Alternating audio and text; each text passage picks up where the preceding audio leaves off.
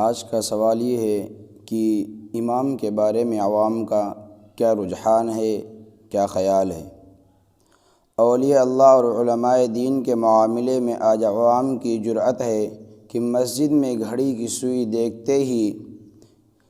اگر جماعت کے ٹائم سے 1 منٹ اوپر ہو گیا تو امام کے خلاف بولنے لگتے ہیں، گویا ان کے نزدیک امام لوہے کی ٹوٹی ہے کہ جب چاہا کھول دی اور جب چاہا بند کر دی۔ اگر استنجا کی وجہ سے کچھ تاخیر ہو گئی تو امام صاحب کا 5-10 منٹ انتظار کرنا چاہیے،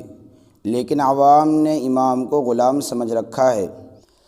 علامہ جلال الدین رحمۃ اللہ علیہ آپ صلی اللہ علیہ وسلم کا ارشاد مبارک نقل کرتے ہیں، اکرموا العلماء فإنہم ورثۃ الانبیاء، علماء کا اکرام کرو کیونکہ وہ انبیاء کے وارث اور نائب ہیں۔ اس کو مثال سے یوں سمجھ سکتے ہیں کہ جب ایک آدمی ہے، خالد ہے اور اس کے بھائی ہیں، گویا کہ خالد کے گھر پہ شادی ہو رہی ہے اور اس نے اپنے بھائی کو انویٹیشن دیا ہے کہ وہ آ کر ہمارے یہاں کیا دعوت کھائے، لیکن وہ آنے کے بعد اس کا عزت اور اکرام نہیں ہوتا ہے۔ تو اسی طریقے سے جب اس کا عزت اور اکرام نہیں ہوا تو وہ اپنے ماں باپ کو آ کر بتائے گا۔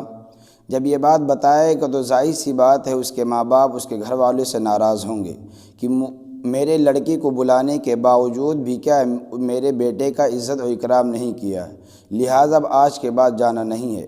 اسی طریقے سے انسان جب علماء کا اکرام نہیں کرے گا تو اللہ کے نبی جناب محمد رسول اللہ صلی اللہ علیہ وسلم نے جو ارشاد فرمایا ہے اس ارشاد کی خلاف ورزی گویا کی کر رہا ہے۔ تو معلوم یہ ہوا کہ ایک تو امام بھی اس سے ناراض ہو جائے گا جب اس سے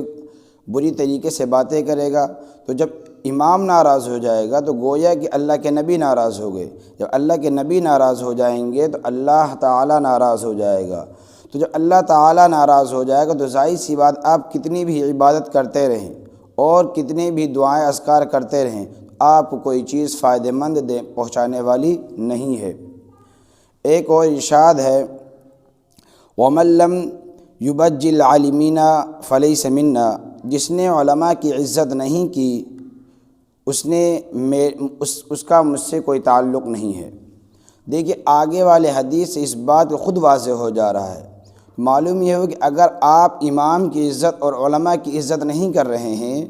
تو آپ گویا کہ اللہ کے نبی کی عزت نہیں کر رہے ہیں اور اس کے اکرام نہیں کر رہے ہیں۔ تو گویا کہ جب آپ اللہ کے نبی کا اکرام اور عزت نہیں کریں گے، اسی طریقے سے آپ خدا کی عزت اور اکرام نہیں کر رہے ہیں، تو معلوم ہے وہ تہ بتہ جس چیز کا آپ کو اکرام کرنے کے لیے کہہ دیا گیا ہے، اگر آپ اس چیز کو نہیں کریں گے تو ظاہر سی بات آپ کو محرومی کے علاوہ کوئی چیز ہاتھ لگنے والی نہیں ہے۔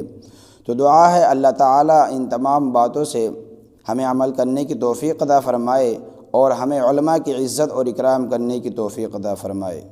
وآخر دعوانا الحمدللہ رب العالمین۔